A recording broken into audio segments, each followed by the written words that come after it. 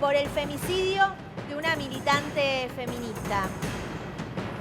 Nací para ser libre, no asesinada. Justicia por Florencia y basta de femicidios.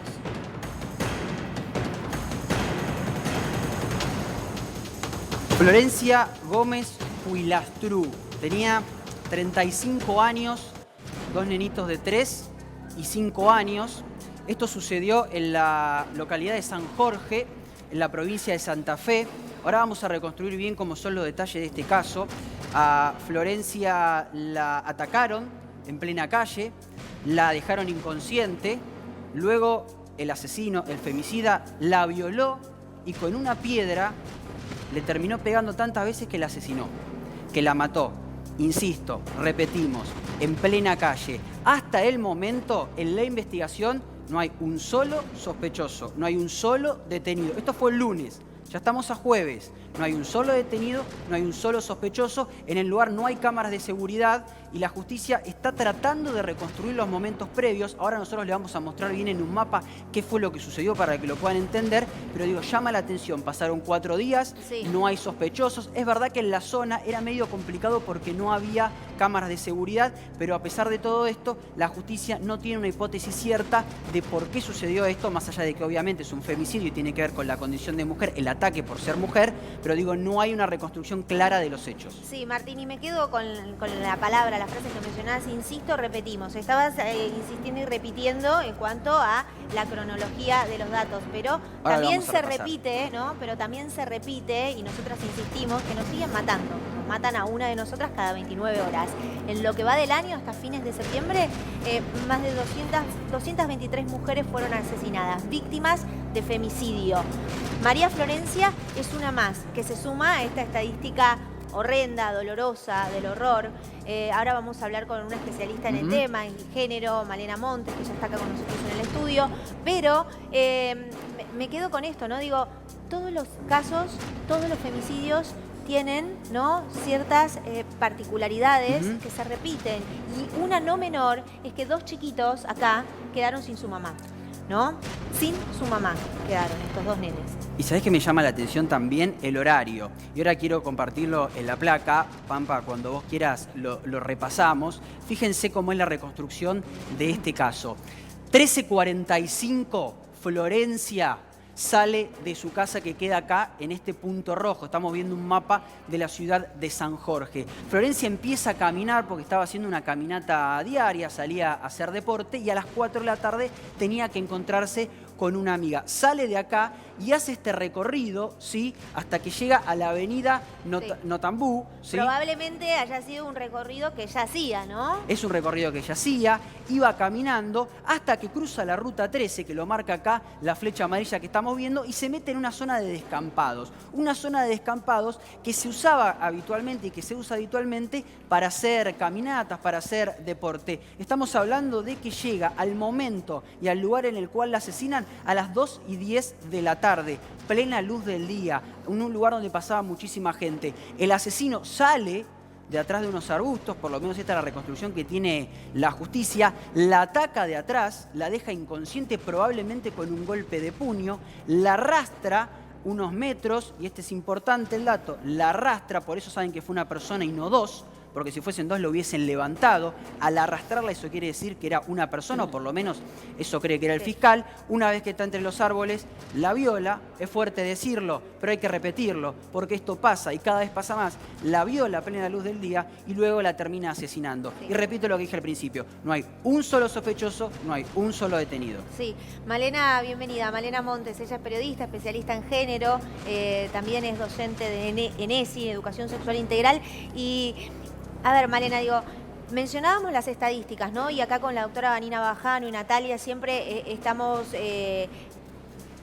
todos los días o todos los meses comunicando, ¿no?, estas estadísticas que son dolorosas y que no paran de subir.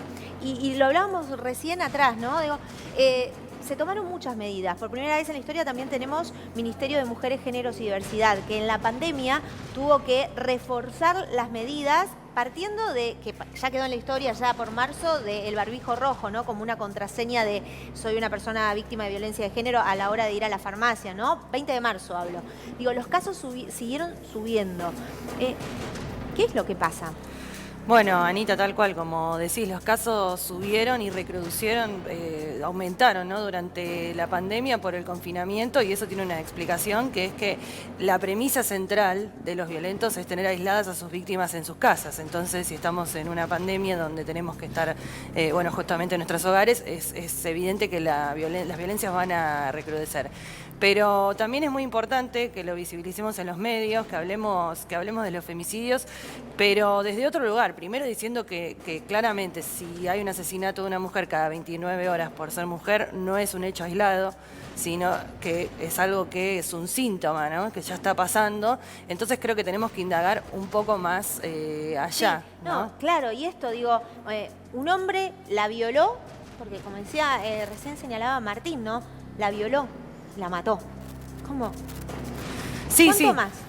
Sí, por eso, el femicidio es la parte visible, ¿no? De las violencias, porque en realidad hay todo un camino anterior que llega al femicidio, un montón de violencias que están invisibilizadas, normalizadas, y por eso también en estos espacios son tan importantes para hablar también de, por ejemplo, en qué lugar se dieron esos femicidios. Estamos hablando que el 68% es en su vivienda, en su lugar habitual.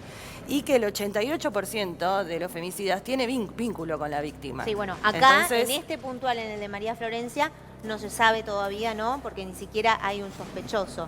Esta es otra situación y particular, ¿no? Que hasta ahora pareciera, por lo menos, de con visibilidad. Pareciera. Sí. Se está investigando, ¿sabes por qué? Porque no se defendió. Entonces no saben si no se defendió porque le pegó de atrás, la desmayó y no tuvo la posibilidad de defenderse, o porque conocía a su agresor. Sí. Eso también puede ser, digo, Claro. todavía no se sabe. Y yendo un poco más allá, ¿no? Porque, insisto, acá con Martín y con todo el equipo, toda la señal, todos los medios, todo el tiempo estamos con un nuevo femicidio. ¿Por qué? Porque, insisto, me parece, quizá los aburra o las aburra del otro lado, pero nos están matando una cada 29 horas. O sea, una mujer por día, asesina por el simple hecho de ser mujer. Ahora, ¿qué pasa con esas masculinidades, con esas personas, con ese femicida que llega a eso? Porque pareciera que es algo también, cuando hablamos de problemas estructurales, tenemos que sumar uno más, que es este, ¿no? ¿Qué se hace? ¿Cómo hacemos para poder cambiar el paradigma, para poder cortar con esto? bueno, yo creo que la implementación de la ESI, de la educación sexual integral, es fundamental para terminar con las violencias, con los femicidios, porque pensemos que la ESI ¿de qué habla? Dice, bueno, la sexualidad es parte de la identidad de la vida de todas las personas. De todas las personas, ¿no? De toda etapa inicial, no solo de los niños, sino de los ancianos. Es importante repensar cómo expresamos nuestras emociones, poder poner en palabras las violencias. ¿Y por qué digo esto? Porque en la cultura nos enseñaron muy bien qué es ser un varón y qué es ser una mujer. A ver, se nos piden... Tratando de entender y pensando en la persona que está del otro lado, y ahora Nati Bacareza quería preguntar algo. Digo, con educación sexual integral podemos llegar a mermar, a transformar esto, que deje de ser un problema, porque estas masculinidades, los chiquitos, las nuevas generaciones, no tengan incorporado esto? Sí, y no solo las nuevas generaciones, eso también quiero decir, pueden ser personas adultas también, ¿no? Que volvamos a aprender, porque, a ver, claramente las cifras nos están diciendo algo, nos matan cada 29 horas y algo tenemos que hacer. En el caso de las masculinidades es un gran trabajo el que tienen que hacer, porque les enseñaron que hay un solo modelo de masculinidad, que es el fuerte, el temerario, el protector. Entonces, en esa configuración, en esa única modelo de masculinidad, no permite otras variables, y sabemos además en la práctica que ningún varón es de esa manera, ¿no? Hay varones que lloran, hay varones que pueden hablar con sus amigos. Entonces, desarmar las masculinidades y la violencia que tiene que haber para demostrarle a otros varones, además, porque, digo, en estos femicidios hay una espectacularización también del femicidio. Nosotros como comunicadores, cuando decimos la manera en que el femicida asesinó a la mujer, cuando divulgamos esa información, ya hay estudios también, por ejemplo, que le da ideas a otros varones. Por eso también es tan importante que nosotros mismos también repensemos y nos eduquemos en estos temas de perspectiva de género. Sí. Nati. Si uno tuviera que identificar a un posible femicida o tiene una sospecha de que esa persona me puede llegar a matar, ¿cuáles serían esas características? Mira, un femicida es una persona normal como cualquiera de nosotros. Si decimos que el 88% tiene vínculo con la víctima, estamos hablando de personas que tienen una familia, personas que tienen una profesión.